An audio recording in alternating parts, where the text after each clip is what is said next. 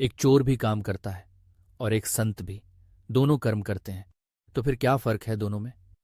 गीता कहती है फर्क होता है नियत का।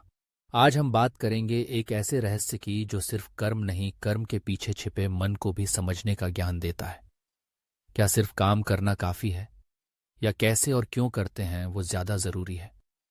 चलिए चलते हैं गीता के उस पाठ की तरफ जो इंसान के अंदर छिपे सच को सामने लाता है। भगवत गीता में श्री कृष्ण अर्जुन से कहते हैं, कर्मण्येवाधिकारस्ते मां फलेषु कदाचन। लोग इस श्लोक का अर्थ सिर्फ इतना समझते हैं कि काम करो, फल की चिंता मत करो। लेकिन असली बात इससे भी गहरी है। अगर आप काम किसी लालच, गुस्से या दिखावे के साथ करते हैं तो आपका काम दिखने में सही हो सकता है, पर उसका फल कभी शुद्ध नहीं होता।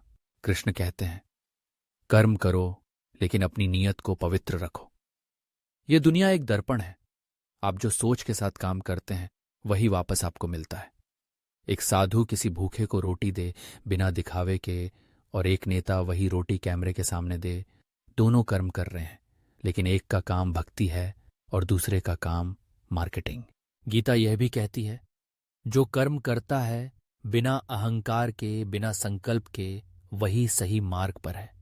यानी जो काम सिर्फ अपनी ड्यूटी समझकर करे, बिना मैं और मेरा के भाव के, वही मोक्ष के रास्ते पर बढ़ता है। तुम्हें काम करना है लेकिन अपने आप को उस काम से चिपकाना नहीं। तुम सेवक हो, करता नहीं। आज के जमाने में भी कुछ लोग गीता के इस ज्ञान को जीते हैं। विराट कोहली ने एक इंटरव्यू में कहा था, मैं सिर्फ खेलता हूं, जो होगा देखा जाएगा। उनका फोकस सिर्फ खेल पर होता है, न रिकॉर्ड पर, न हेडलाइन पर।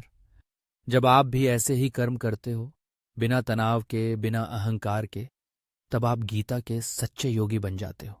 तो आज से एक सवाल अपने आप से पूछना शुरू करो, मैं काम कर रहा हूं या अपने अहंकार को खुश कर रहा हूं, बीच करता हूं? गीता कहती है कर्म करो लेकिन मन की सफाई के साथ। यही है कर्मयोग का असली रहस्य।